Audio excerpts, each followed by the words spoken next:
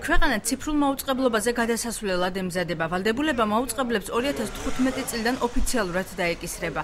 არიან თუ არა მზად ამისთვის რეგიონული ტელევიზიები. ამის შესახებ ტელეკომპანია გურიის ხელმძღვანელი საუბრობს. ავთანდილ გველებიანი ამბობს, რომ გარდა ფინანსური პრობლემებისა, პატარა ტელეკომპანიებს მაყურებლის დაკარგვის საფრთხეც ემუქრება.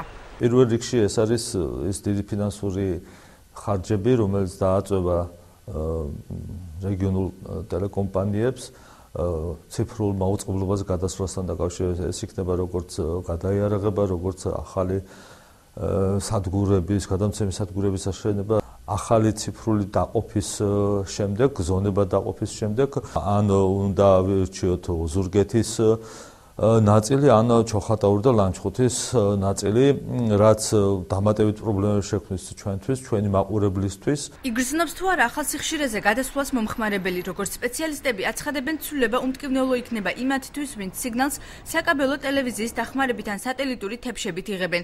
დაზარალდება მოსახლეობის ის ნაწილი, რომელსაც სატელევიზიო სიგნალი დეციმეტრული ანტენით მიეწოდება, ან ვინც ძველ ტელევიზორს ფლობს.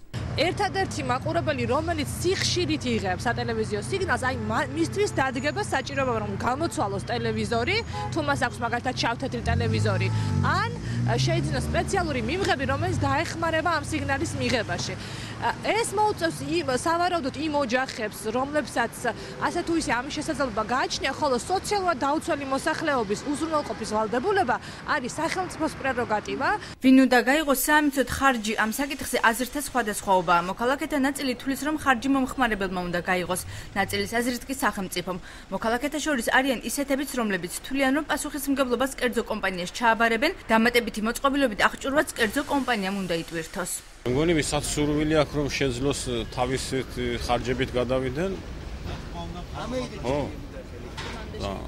ხო, რა თქმა უნდა, მანდა შეიძლება და დანარჩენი არ ვიცი სახელმწიფო როგორ გადაწყვიტავს.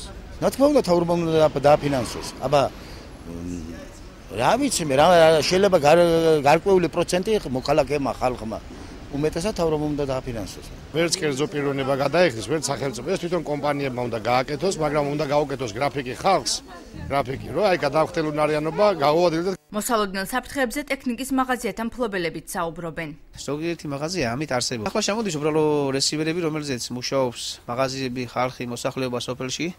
ვიდით, ანუ მუშაობთ, ვაჭრობთ. რა თქმა უნდა, იქნება ცოტა პატარა ზარალი. როგორ წარიმართება პროცესი და რას გააკეთებს სახელმწიფო მაუწყებლებისა და მომხმარებლების ხელშეწყობისთვის კითხვაზე საქართველოს ეკონომიკისა და მდგრადი განვითარების სამინისტროში არ გვიპასუხეს.